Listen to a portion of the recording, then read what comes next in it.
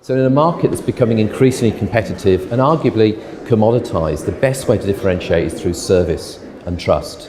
And you can't build trust just with a mobile phone, you build trust with people.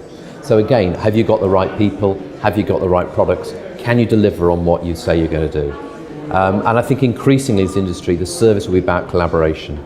So whether you start the dialogue on a mobile phone or through the telephone and then complete it to an advisor, or whether you do it all on the phone yourself, I don't think it matters, but you'll have to be able to be supported in each element. And at the end of the day, people always want to be able to talk to somebody if they're not quite sure.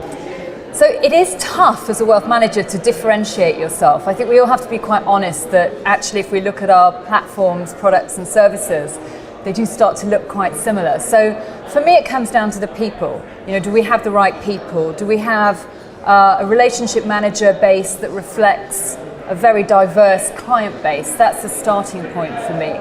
I think the next thing, and one of the benefits that we have at Julius Baer, is that we're a pure play private bank. So we are a little bit different. We don't have a bank.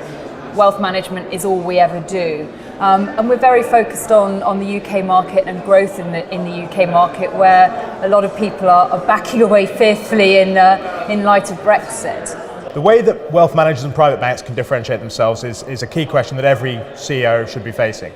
Is we all know it's a heavily commoditized industry. So as the core offering itself, there's no change away. You can't, something that a client feels like is commoditized is very, very difficult to differentiate. So it's the way it's delivered. And that'll be, whether it be, again, with the digital element to it, but it'll also be about the personalization of information.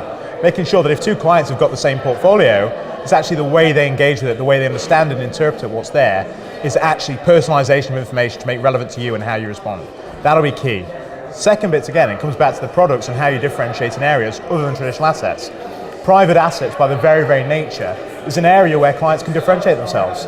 You look at private equity, private debt, real estate, they are areas where every private bank has access to great deal flow, be that from the clients themselves that want to syndicate, be that from their corporate banks and investment banks, interesting deal flow that the rest of the market can't offer. And I really think that different alternative asset classes will be the way that our industry continues to not just differentiate, but actually stay relevant to our clients. In order for us as private banks and wealth managers to diversify in an increasingly competitive market, we have to have excellent products and services. But probably more importantly in the new world, most of the world is moving to a digital world.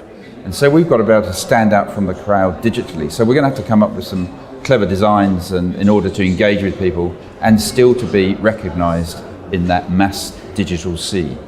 Private banks and wealth managers can differentiate in an increasingly competitive market along the lines that we were discussing on the panel earlier today.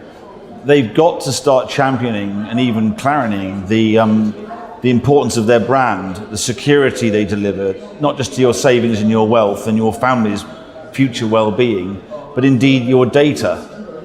A lot of customers take this stuff for granted, and I think a lot of these providers just believe that's part of their service model, but they've got to remind folks the security and trust that they're placing in them and ensure that they call these out as differentiators. These are things that the large tech houses just won't venture into without partnering with the brands that we see at the MarketForce event today. I think the challenge of differentiation is only getting harder and harder, right? So as the proposition seems more commoditized, because there are many more firms doing it, not just in our industry, the technology starts to make it look more and more similar. Frankly, the scope of returns, the scope of investment gets narrower and narrower, and regulation is helping to drive a lot of that, where it becomes harder to differentiate just because you're not allowed to. I think that question of differentiation one becomes maybe not a survival one, but a critically important one. I don't think it's as hard as we make it though. I think if firms stop trying to do so much and say, what is it that either I am great at or want to be great at? What do I want to be known for? Right, so Coca-Cola isn't known as the best beverage company, it's the best company in a very narrow area. And if you say, I want to be best known to really serving X might be geography, X might be type of client, it might be, I'm going to be the best known for dealing with people who have sudden wealth events. And that's what people are going to come to me for. Or it might be around the special issues of globally mobile people in multi-jurisdiction, but getting a little bit more specific. It can still be complex, it can still be value add, but I think it will force us to start to really focus around what do I have to offer, or what am I going to build that is differentiated, as opposed to simply thinking, oh, if I change my brand from blue to blue and red, that'll really stand out. That's not differentiating, right? If I double my marketing budget, that's not going to just making more noise. It sounds like everyone else's noise isn't differentiation. It's becoming more narrow, more niche-like, more focused, probably.